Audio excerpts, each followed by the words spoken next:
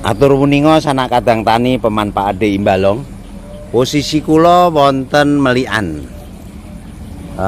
Kados siang wau kula tingali hamparan sawah melikan danipun sampun cekap toyanipun. Sementara sanak kadang panjenengan Sendang Rejo dumuginipun Gembol sangat-sangat membutuhkan.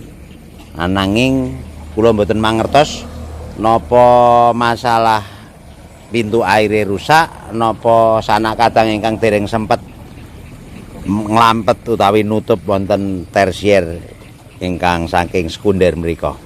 Mekaten sanak kadang nyuwun tulung mbok bilih sampun mboten dipun betahaken benjang saged dipun tutup. Mekaten matur nuwun. Lah nek niki enten telatah Koripan. Telatah Koripan iki pasangan apa dudu iki?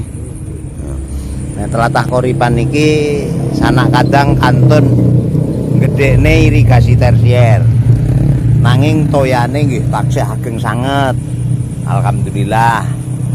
Mugi-mugi benjang kelompok tani napa penggedene sinten cobi toyane dikirangi supados sanak kadang Sendang Rejo Gembol saged ketrajang banyu Imbalong.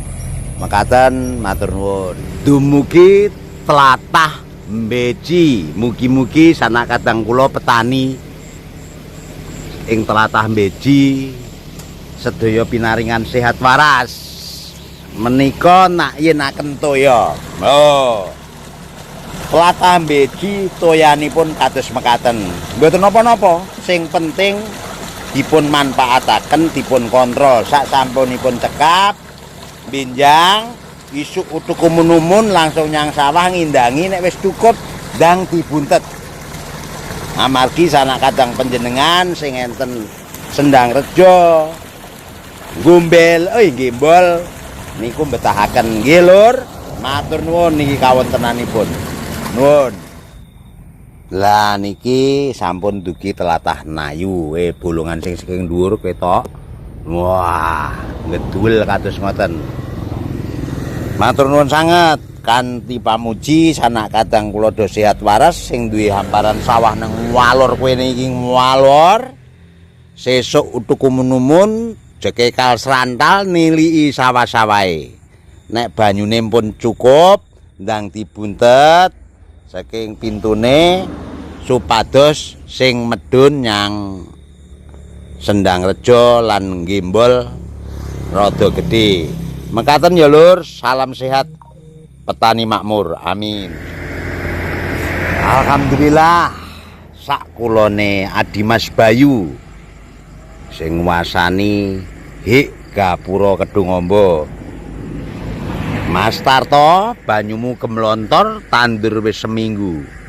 Luar biasa. Mugi-mugi sanak kadang Kedungombo tansah sehat waras. Sesuk-esuk biar padang tangi jekekal nyang sawah. Begitu banyune wis cukup gek ditutup supaya Sendang Rejo lan Gombel kebak. Ngoten nggih, matur nuwun. Berkahi Gusti dumugi Gombel. Oh, Gembol, matur nuwun.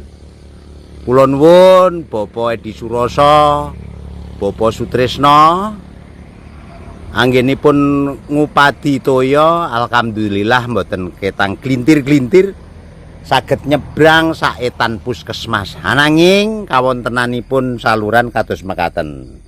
Nika coba Lur, dhuwure kaya apa rupane Lur? Oh. Niki sanak kadangku yahene iki lho ijik. Nurut banyu iki Gombel. Bolongan kemana gedhe ini lho, iki anu yo ngapa teng kalen iki. Lah niki lho, kaya ngeten. Wong bolongne mboten nganggo ukuran tapi yo ora gede, kaya ngoten lho, kaya entek niki, pantes nyerat kaya ngoten. Lah monggo menika kedah dirukunaken ampun ngantos sanak kadang tani rukune gur nek kondangan. Tapi begitu tekan kedokan kok do cuwak-cuwakan kaya ngene. Lah bolonge terlalu paring aspun sinten jenengan Pak? Kula Pak Kasiran, Ayu. Oh, Pak Kasiran Ayu ki lho. Nurut banyu ngantek tekan Gombel ki lho. Ini bolongan ini iki. Adimas Polosuro, kula namung saged masrahaken panggula wentahipun toya ingkang sampun nyebrang etan puskesmas. Menika wonten sedulur Baureksan Gombel kalih sing bar jagongan kalih jenengan teng Batu niki lho. Niki kula pun pasrah toya anggenipun badhe nggula wentah kepripun. Mugi ndadosna kawuningan ngantos benjang Rebo sonten jam 16 teng jatah kangge mriki. Mekaten Mas Polo matur nuwun.